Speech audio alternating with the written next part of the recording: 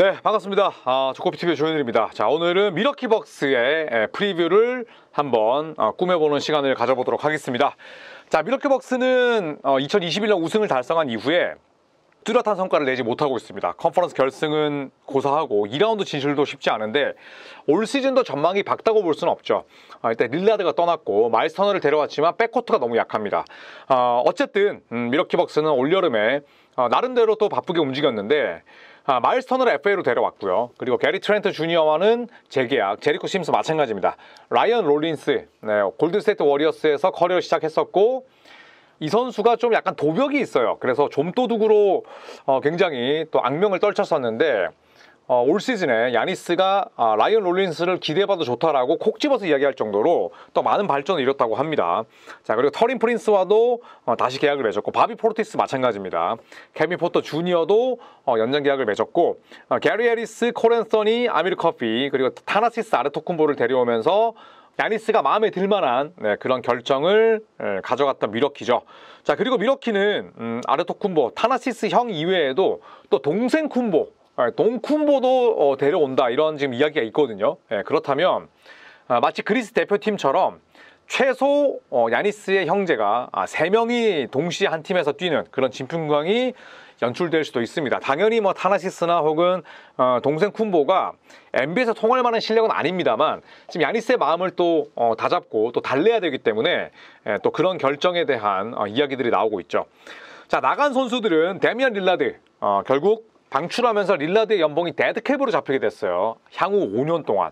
그런데 릴라드를 결국에는 방출하고 또 이별을 했기 때문에 터너를 데려올 수가 있었습니다. 팻 커너튼, 미러키에서 오래 뛰었죠. 포틀랜드에서 커리어를 시작했는데 이 선수 트레이드로 내보냈고요. 바실리에 미치치는 방출, 그리고 스탠리 우무데는 FA로 떠났습니다. 자, 지난 시즌 한번 요약을 해볼까요? 48승 34패였습니다. 윈나우 팀 치고는 좀 아쉬운 성적이었고 동부 컨퍼런스 5번 시드였고요. 오펜시브 레이팅은 전체 10위, 야니스의 활약에 힘입은 바 크죠. 디펜시브 레이팅 전체 12위, 그리고 페이스는 14위. 전체적으로 공수 균형이 나쁘지는 않지만 어느 하나 툭 튀어나와 있는 장점은 없었고 페이스도 평범했습니다. 자, 주요 지표를 한번 살펴보면 득점은 11위, 리바운드가 22위였고요. 야투 성공률은 또 4위, 3점 성공률 1위. 효율이 굉장히 좋은 팀이었습니다. 자, 그리고 자유투 시도 개수는 야니스를 보유했다 보니까 전체 5위였고요. 다만 페이스가 14위였는데 속공 득점이 27위, 이 부분은 닥 리버스 감독이 결국 변화를 예고하는 그런 결과로 이어집니다.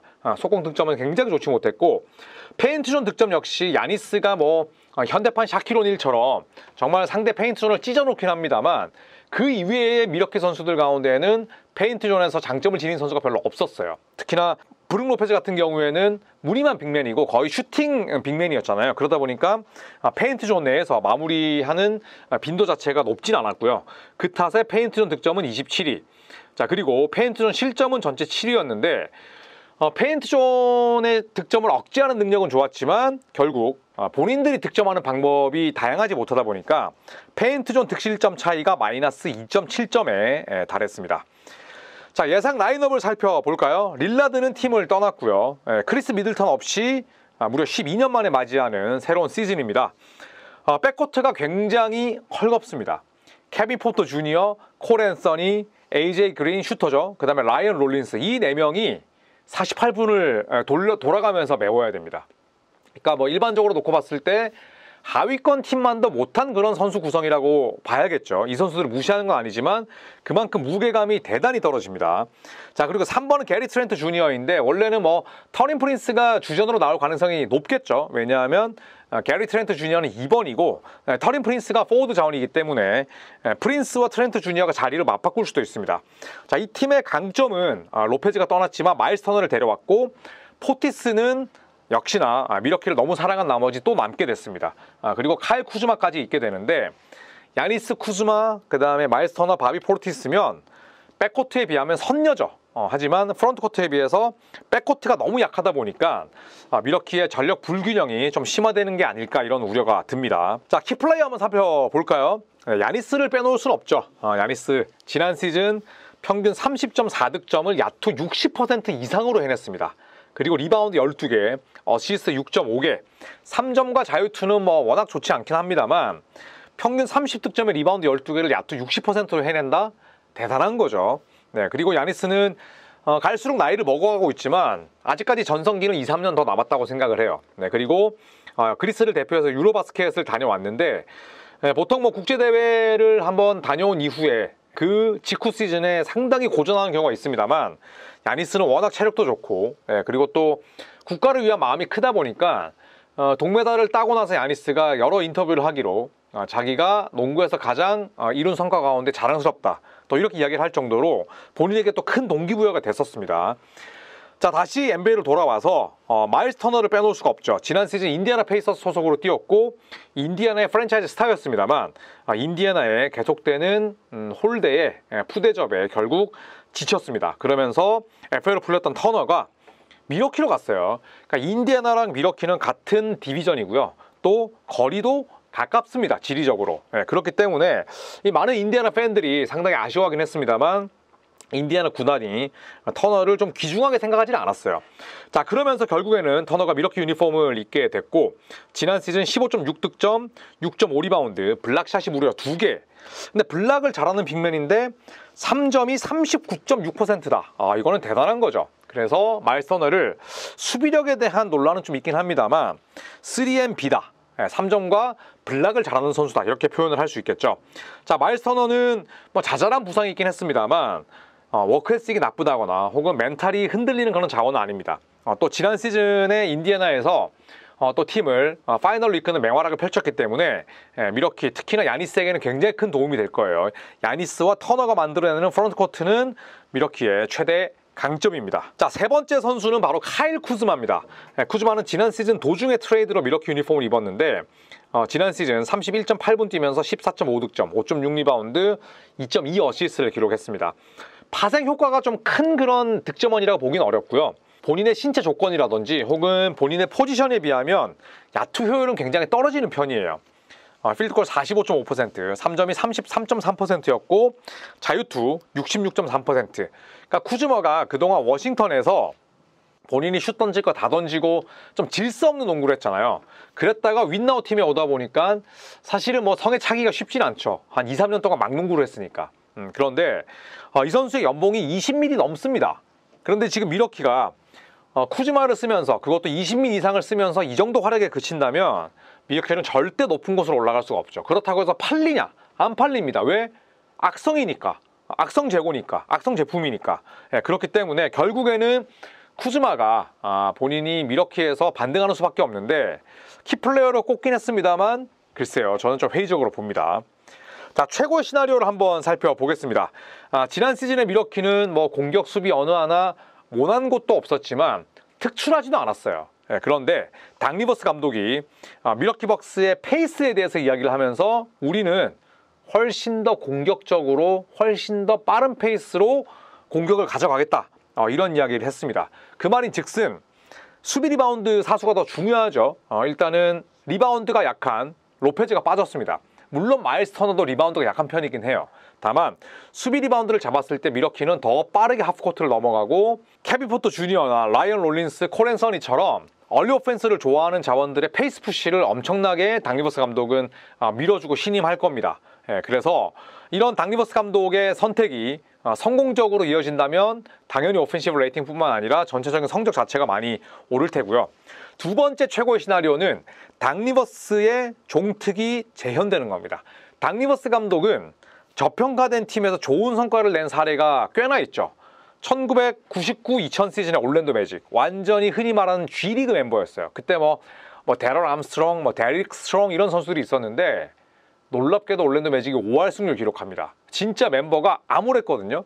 그때 올랜도 매직은 앰퍼니 하더웨이가 피닉스로 떠났을 때였어요. 선수가 없었어. 그런데 5할 승률 냈었고 18-19 시즌의 LA 클리퍼스도 닥 리버스 감독이 완전히 공포의 웨인 구단도 아니고 이런저런 선수들 다 모아서 아주 좋은 성과를 냈었죠.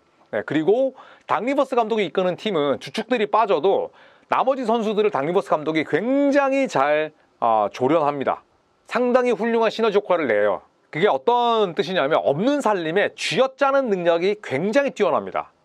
그렇기 때문에 지금 미러키 벅스가 아예 완전히 리빌딩이나 리툴링을 할 정도는 아니지만 절대 우승 전력은 아니거든요. 그런데 닥 리버스 감독의 종특 재현, 저평가된 팀에서 좋은 성과를 낸 사례를 다시 한번 만드는 것이 최고의 시나리오지 않을까 생각을 합니다. 자, 최악의 시나리오도 봐야죠. 저는 최악의 시나리오는 타나시스, 그 다음에 동생 쿤보 둘 중에 한 명 데려온다고 해도 야니스가 결국에는 밀워키에 떨어지는 성적, 그 다음에 하락세 이런 것들을 견디지 못하고 트레이드를 요청하는 거라고 생각을 해요. 그렇다면 결국 밀워키 입장에서는 당연히 야니스를 매물러 많은 것들을 뜯어올 수 있겠지만 얼마 남지 않은 프랜차이즈 스타고 또 야니스는 본인이 틈만 나면 나는 절대 먼저 트레이드를 하지 않겠다, 트레이드를 요청하지 않겠다라고 했지만 사람들 모르는 거잖아요. 그렇기 때문에 저는 최악의 시나리오는 야니스의 트레이드 요청, 직접적인 트레이드 요청이라고 생각을 하고요. 두 번째는 애매한 3옵션입니다. 자, 이 팀은 누가 봐도 야니스를 위한 야니스에 의한 팀이에요. 야니스의 팀이고. 그런데 미들턴이 떠났고 드루 헐러데이도 팀을 떠난 지가 오래됐고 그런 상황에서 명확한 2, 3옵션이 없다는 거죠. 마일스 터너는 좋은 선수지만 2옵션으로 쓰기에는 까다롭습니다. 그렇다고 해서 카일 쿠즈마에게 많은 포지션을 줄 수도 없고요. 또 케빈 포터 주니어나 라이언 롤린스는 아직까지는 경기력의 오르내림이 심해요. 그렇기 때문에 저는 2, 3옵션의 부재가 결국에는 밀워키 벅스의 농사를 아주 부정적으로 끝낼 수도 있다, 그렇게 생각을 합니다. 자, 저의 예언으로 마무리를 해볼까요? 족벌주의로 야니스는 잔류할 것이라고 생각을 합니다.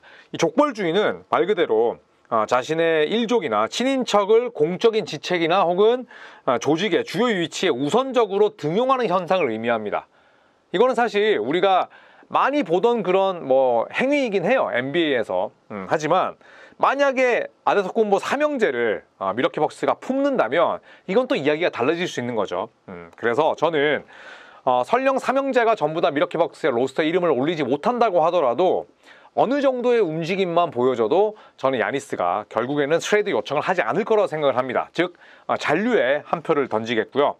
두 번째는 그럼에도 불구하고 혹은 그랬으니까 야니스의 플레이오프는 다시 한번 저는 1라운드가 끝이다 라고 생각을 합니다. 야니스 아데토쿤보가 플레이오프 총 9번 나갔는데요. 그 중에 6번이 1라운드 탈락이에요. 좀 놀랍지 않으신가요? 뭔가 승자의 이미지, 위너의 이미지가 있었는데 9번 중에 6번이 1라운드 탈락이었습니다. 물론 최근 들어서는 야니스의 부상이 있긴 했습니다만 전부 다 변명거리가 될 수는 없어요. 그래서 칼 말론 혹은 러셀 웨스트브룩만큼이나 1라운드에서 높은 비율로 탈락하고 있는 선수가 야니스입니다. 제가 예언을 하자면 저는 야니스의 개인 통산 7번째 플레이오프 1라운드 탈락이 유력하다, 이렇게 예상을 하겠습니다. 원래 전력 자체가 지금 전혀 뛰어나지도 않고 그리고 또 야니스가 정말 초인적인 힘을 발휘하고 30득점, 리바운드 12개, 13개 잡으면서 야투를 60% 찍는다고 하더라도 팀 전력 자체가 저는 육각형이 너무 작다. 그래서 쉽지 않다. 1라운드 탈락을 또다시 맛볼 것이다 라고 예상을 하면서 이번 컨텐츠는 마무리하도록 하겠습니다. 저희 조코피 투어 벌써 9번째 진행하고 있고요. 국내에서 최다 진행입니다. 그리고 9번째 여행이 출발 확정됐으니까요. 아직까지 남아있는 자리 여러분 최대한 많이 또 들어오셔서 저와 함께 즐거운 추억 만드시죠. 이상 조코피TV의 조현일이었습니다. 고맙습니다.